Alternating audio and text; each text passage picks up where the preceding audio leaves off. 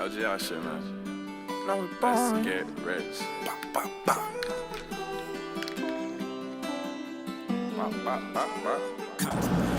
YouTube, it's your boy Nando. We back with another video, man. Make sure y'all tune into my last videos, man. Videos are coming back to back. Not stopping anytime soon, man. But make sure you like, comment, subscribe. Today we're reacting to the ending beef and Brum Burger Bar versus Johnson's. No funny shit. This is in the UK, right? In the UK or London, one of those two. But I don't know y'all niggas was that dangerous, bro. I know y'all niggas was that dangerous, nigga. I'm not gonna say too much, man. Let's just hop straight to the video. And the police officer slapped a fine notice onto an illegally parked car outside the caf. When officers tried to arrest the man, he fled inside the caf, where other people in the caf started to protect the man and throw objects at the policeman. The violence started getting madder throughout the night, eventually turning into looting and even firebombs, which even resulted in two brothers who owned the local post office being burnt to death. This took place in the Handsworth district of Birmingham, where unemployment was rife, and the large majority of the population was either Caribbean or Asian. This riot breeded a Caribbean gang in the district, which was eventually used to protect each other against the highly racist police and white supremacists. The gang were called Inch High, and they started to become quite notorious after two members were charged for the double murder of the two brothers who were burnt alive in their post office. So as I said before, Inch High was starting to become more notorious after two members were charged for the double murder. Members from Inch High started hanging outside a Caribbean restaurant in Birmingham called Johnson's Caribbean Takeaway. They started to call themselves the Johnson Crew, or Johnnies for short. This was in the 90s when the crack and heroin market started booming in Birmingham, and the Johnnies wanted a piece of it. So started running up the drugs market and controlling security at some nightclubs where their drugs would be served, using violent tactics to take over Jamaican yardies who once ran the drugs in the sea. But in 1992, tensions between members of the Johnnies were starting to mount after a member called Super D was charged for murdering another member over a female. This caused half of the Johnson Crew to break off from the gang and form their own gang up the road. The locals started to call the break-off gang the Burger Boys, because they would rob stores and go back to the Burger Bar Cafe on Soho Road in Handsworth, Birmingham, which was not too far from the Johnson's Caribbean Takeaway, where the original Johnson members were chilled. There were also more tensions due to a number of other reasons, but the problem was the gangs didn't have a specific area where they were from. They just had takeaway spots they chilled at, and more time the opposing gangs would be living right next to each other in the same area, with the majority I don't understand, like, y'all niggas be starting beef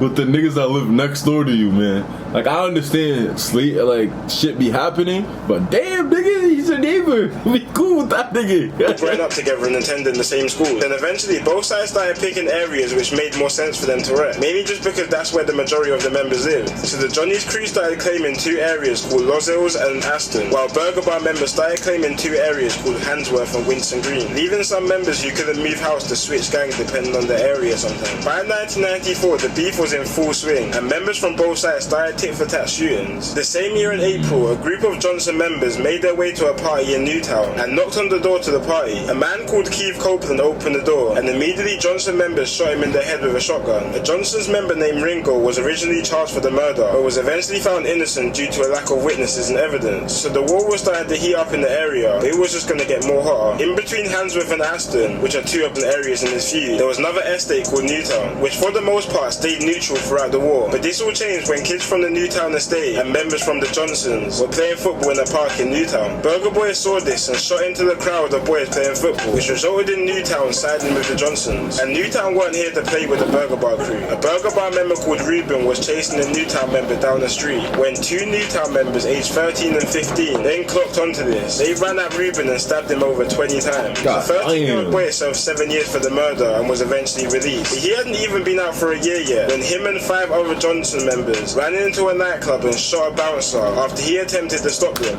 Bro, I'm telling you, I could serve a day. Like, I don't understand y'all niggas, bro. Nigga said he served 7 years. He served 7 years, got out, and after waited a year and did another drill, nigga. Like, what the fuck? The 13-year-old was eventually sentenced to 30 years in prison for. The Johnsons also shot another member of the Burger Bar crew called Bubbler when members surrounded his car and shot him in the head point blank range, killing him. By 1998, the two gangs had single-handedly rose the gun crime rate in Birmingham by 500%, making Birmingham the gun crime capital of the UK. At one point, on a good day there will be one shooting, on a bad day there will be around 6, which is crazy for a country where guns are illegal. The Burger Boys retaliated. Yeah, I was about to say that, like, what the fuck, isn't that shit like, how much time, if you get caught with a blick, like if you get caught with a gun, how much time you get?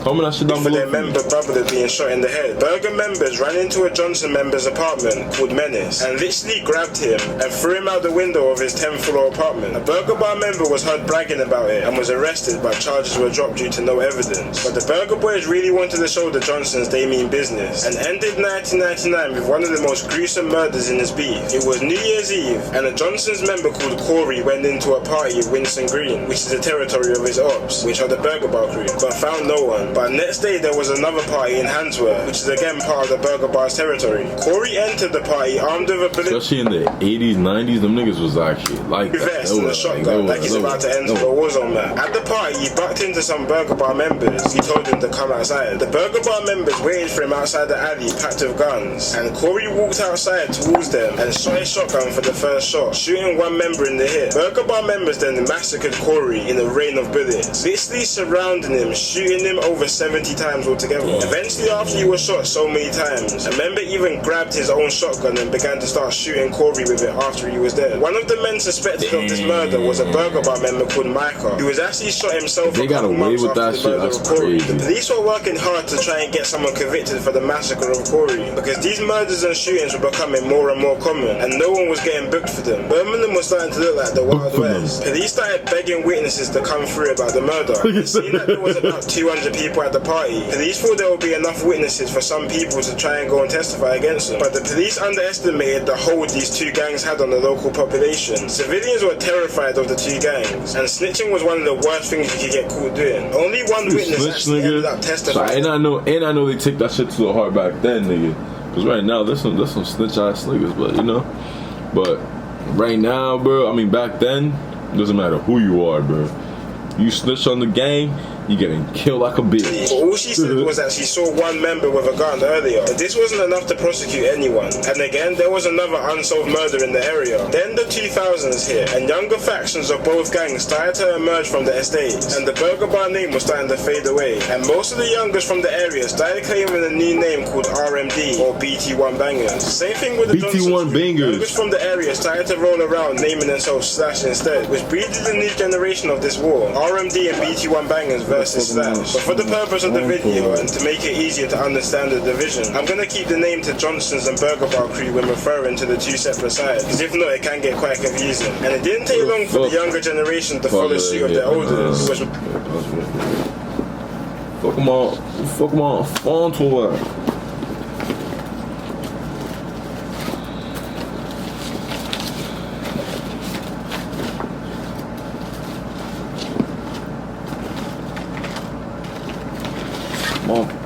Sith 2000 outside the club in Birmingham called Fozzie's, and for once it seemed like a peaceful night. It hit the club 6 AM closing time, and people started leaving the club. One of these people being a young father called Christopher Clark, who was known to chill with a few people associated with the Johnson crew. Around 10 younger members from the Burger Bar crew spotted Christopher and started bottling him, but then one member brought out a shank which stabbed him twice in the chest, which reached through his heart and killed him, and then the killers ran away from the scene. Christopher was known to hate the Johnsons, especially because they used to bother his girlfriend. 4 out of the 10 members were eventually caught, one including the Burger Bar member called 13, who was named after his prison cell number. A Johnson's crew member actually managed to shoot 13 in the leg for revenge, but he survived. 2 days after this shooting, 13 and 3 other members were arrested and charged for the murder, but all murder charges were eventually dropped and were lessened to a charge of violent disorder because the judges couldn't figure out who actually stabbed Christopher. See, this was about... Damn, so it's like they could arrest the right person, but they just had to let him go just for the lack of evidence. That's 12 years tough. before joint enterprise was introduced, which is the law now where essentially you could be convicted for a crime your friend done if you have some type of involvement or role to play in it. For example, if you're beating somebody up and your friend ends up stabbing and killing them, you'll both be done for murder. So before this was introduced, it was hard for joint murders to be pinned on anyone. But the beef also that shit is now, but back then they used to Burger boss, a man nicknamed Nozza, was shot while he parked up in his car on Johnson's crew territory. Nozza was then said to have planned a retaliation hit. A man linked to the Johnson's crew called Ascar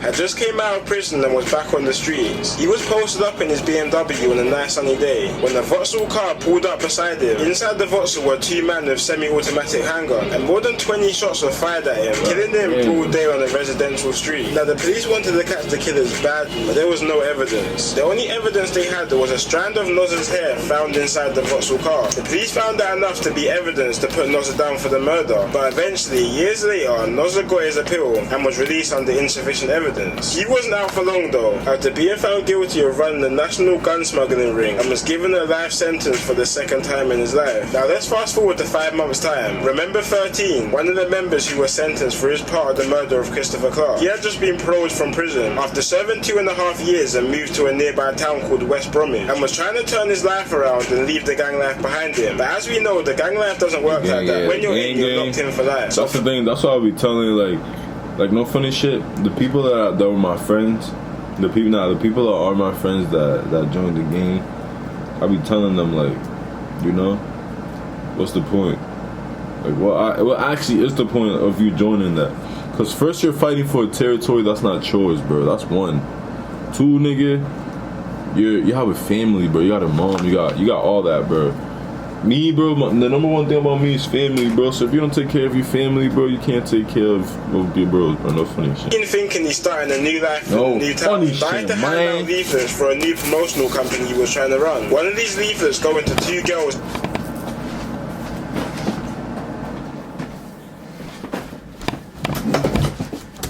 Boyfriends of affiliates of the Johnson's crew. Real quick, one of the girls called their boyfriends and gave the drop on 13, and two members pulled up to the drop in a stolen BMW and fired 9 shots into 13, leaving him dead on the scene, which left both of the girls who set him up and the boys who killed him with life sentences. Then New Year's hit, and the Johnsons were throwing a New Year's party. Bitches are bitches, bro. Like, what's the point of setting up? Like that can affect you, bro. Like, now you set a life up, bro.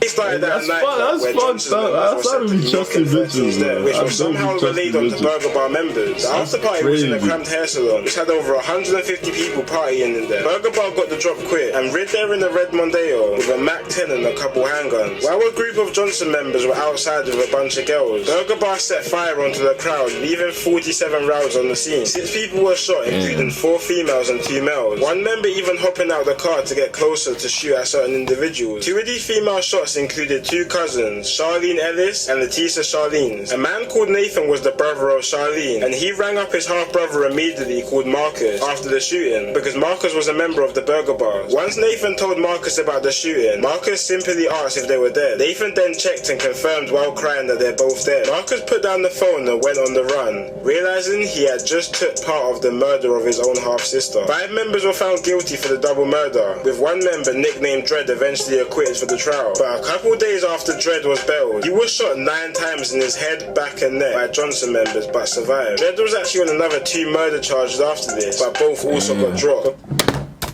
He was eventually convicted and sentenced for his 4th murder charge in 2015 in an internal situation. But at this point, there were countless tit-for-tat shootings and murders.